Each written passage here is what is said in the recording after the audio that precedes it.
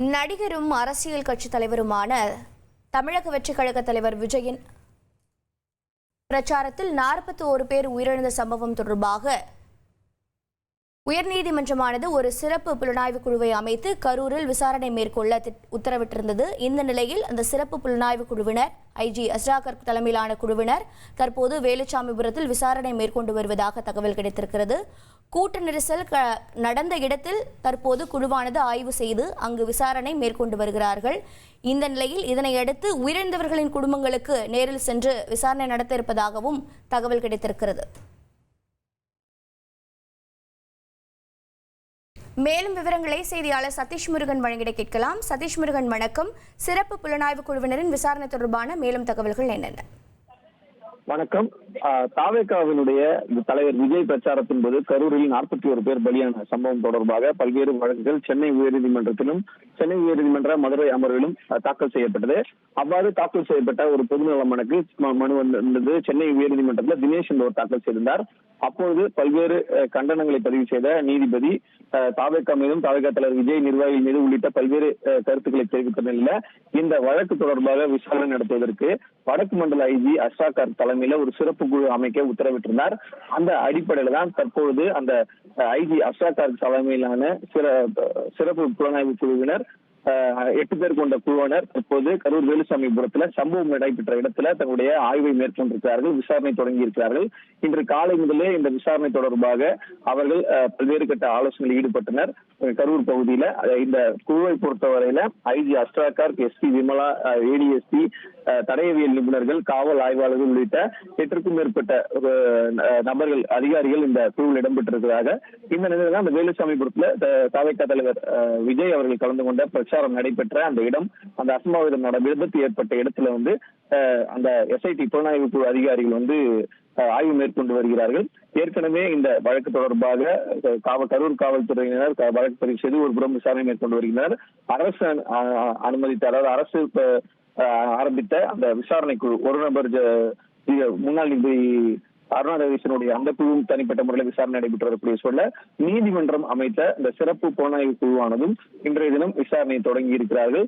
தங்களுடைய அறிக்கையை நீதிமன்றத்துல இந்த விசாரணை நடத்தி முடித்து அவர்கள் தாக்கல் செய்வார்கள்.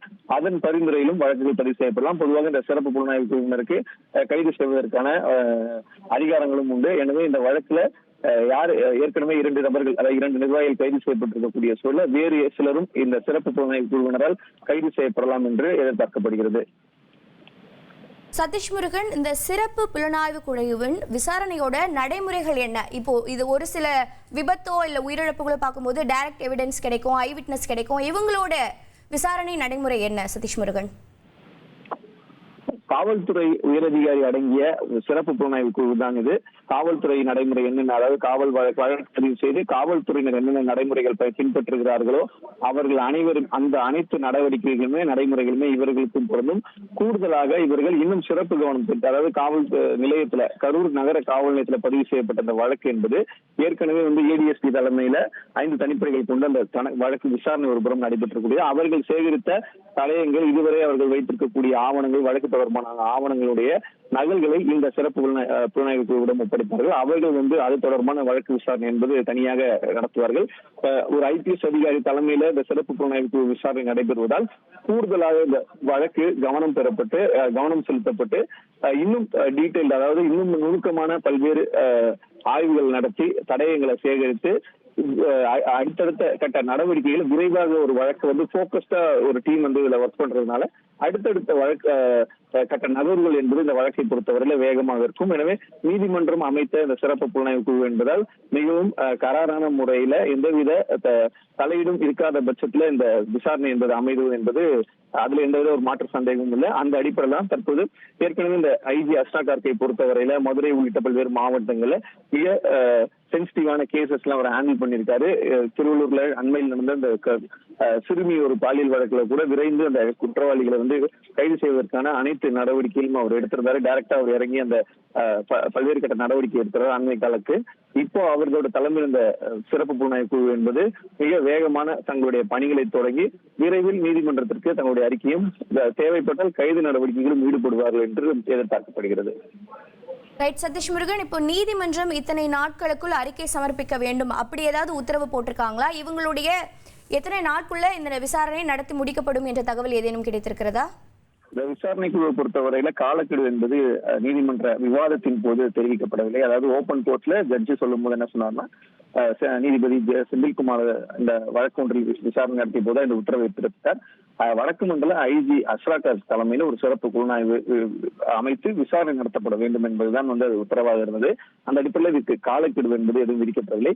ஆனால் ஏற்கனவே தெரிவித்தது போல ஐஜி அஸ்ராகார் பொறுத்தவரையில விரைந்து ஒரு வழக்கை முடித்து அதிலிருந்து சிறப்பான ஒரு தீர்வை வெளிப்படுத்தணும், ஒரு பர்ஃபார்மன்ஸ் வெளிப்படுத்தணும் அப்படின்ற ஒரு முனைப்புள்ள ஒரு அதிகாரி. அந்த அடிப்படையில அவர் தன்னுடைய பணியை செய்வார். எனவே அதான் பல்வேறு கட்ட தமிழகம் முழுவதும் இருக்கக்கூடிய நீதிமன்றங்கள்ல பெரும்பான்மையான நீதிபதிகள் ஒரு சில அதிகாரிகளை, அதாவது காவல்துறையிலே ஒரு சில அதிகாரிகளை இது போன்ற சிறப்பு புலனாய்வு குழுவிற்கு பரிந்துரை செய்வார்கள். அந்த அடிப்படையில் தான் ஒரு ஐஜி அஸ்ராகாருக்கு பரிந்துரை செய்யப்பட்டிருக்காரு. எனவே அந்த அடிப்படையில இந்த வழக்கு விரைந்து முடிக்கப்படும். நீதிமன்றம் காலக்கெடு என்பது எதுவும் விதிக்கவில்லை. கரூர் கூட்ட நெரிசல் சம்பவம் தொடர்பாக நீதிமன்றம் அமைத்த சிறப்பு புலனாய்வு குழுவினர் சம்பவம் நடந்த இடத்தில் விசாரணை மேற்கொண்டு வந்தனர். தொடர்பான தகவல்களை சதீஷ் முருகன் வழங்கி கேட்டோம். நன்றி சதீஷ் முருகன். அதிமுக்கிய விவரங்களை அனைவருக்கும் புரிய வைக்கும் பாட்காஸ்ட். பொருளாதார பல ட்ரில்லியன் ஆயுதங்களை கொள்முதல் செய்கிறது. சம்பவங்களை தேடி களத்திற்கே உங்களை அழைத்துச் செல்லும் ஸ்பாட்லைட். அங்க இருக்கக்கூடிய கள விவரங்கள் என்ன? ராணுவம் 5 வருஷமாவே சார் எனக்கு ரொம்ப பிடிக்கும் அவர் வர்றதுக்காக. எங்களுடைய நியாயமான கோரிக்கை. Even at the cost of stopping. பார்வையாளர்களையும் செய்திக்குள் பங்கெடுக்கச் செய்யும் மக்கள் குரல். 50 ரூபாய் எங்களுக்கு தண்ணிக்கு ஒரு தீர்வே இல்லைங்க 10 வருஷமா. எங்களுக்கு சரியான ஒரு விடிவு கிடைக்கவில்லை. 60,000 ஏக்கருக்கு தான் கேட்கிறோம், பிச்சை கேட்கறாங்க.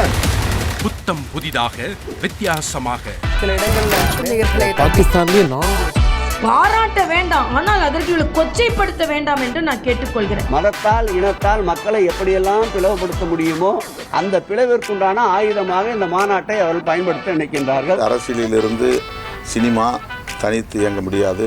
அனைத்தும் உங்களுக்காக. எப்போதும் இணைந்திருங்கள் தந்தி டிவியுடன். தவிர்க்க முடியாத தம்ப்நெயில்ஸ், கலக்கலான கண்டென்ட்ஸ், சினிமாவும் சீரியஸ் பிரச்சனைகளும், பல வருடங்கள் இடைவெளி கலகலப்பும் கைகலப்பும். Me too love you. Thank you so much. Mass ஏத்துறது ஏற்ற தெரிக்குதுனாலே டன்னு தான். பிரேக்கே இல்லாமல் பிரேக்கிங் நியூஸ் சொல்லும் தந்தி டிவி ஆப். இன்ஸ்டா தலைமுறை வரை இறங்கி அடிக்கும் தந்தி டிவியின் டிஜிட்டல் எக்ஸ்க்ளூசிவ். அது தண்ணிக்குள்ள போகும்போது ஹேங் ஆயிடுச்சு. உங்களுக்கு விஜய் சார் எந்த அளவுக்கு ரொம்ப பிடிக்கும்? Of course, Malayalis are huge Vijay sir fans. ரெண்டு பேருமே ரொம்ப பிடிக்கும் எனக்கு.